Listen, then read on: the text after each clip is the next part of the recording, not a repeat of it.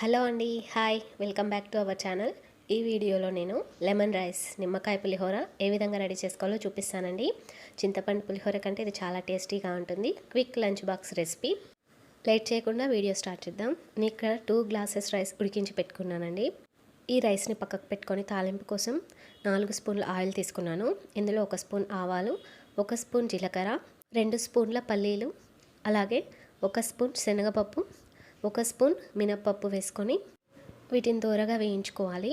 ఇవి కాస్త వేగాక ఇందులో 1 రెమ్మ కరివేపాకు వేసుకొని ఫ్రై చేసుకొని ఇప్పుడు ఇందులో నేను ఒక 10 దాకా పచ్చిమిర్చి కట్ చేసి వేసుకుంటున్నానండి.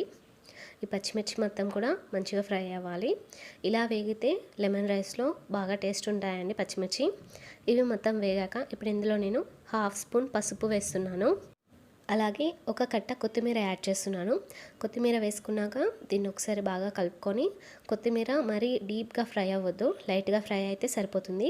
మనకి కొత్తిమీర ఫ్లేవర్ అనేది నిమ్మకాయ పులిహోరలో చాలా బాగుంటుందండి. ఇప్పుడు స్టవ్ ఆఫ్ చేసుకొని మనం ఉడికించిన అన్నం ఉందిగా, ఇందులో నేను రుచికి సరిపడా సాల్ట్ వేస్తున్నాను. సాల్ట్ వేసుకొని ఇందులో మనం ఆల్రెడీ తాలింపు పెట్టుకున్నాం కదా, తాలింపు మొత్తం యాడ్ చేసుకొని దీన్ని మొత్తాన్ని కూడా ఒకసారి రైస్కి పట్టేలాగా బాగా కలుపుకోవాలి. ఇలా కలుపుకున్నాక ఒకసారి సాల్ట్ చూసుకొని చెక్ చేసుకోవాలి.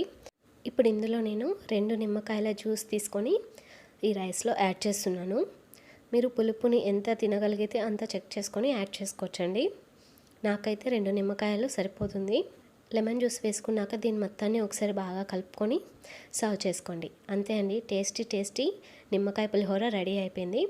మీరు కూడా ఒకసారి ట్రై చేయండి. ఈ వీడియో మీకు నచ్చినట్లయితే లైక్ చేయండి, షేర్ చేయండి, సబ్స్క్రైబ్ చేయడం మర్చిపోకండి.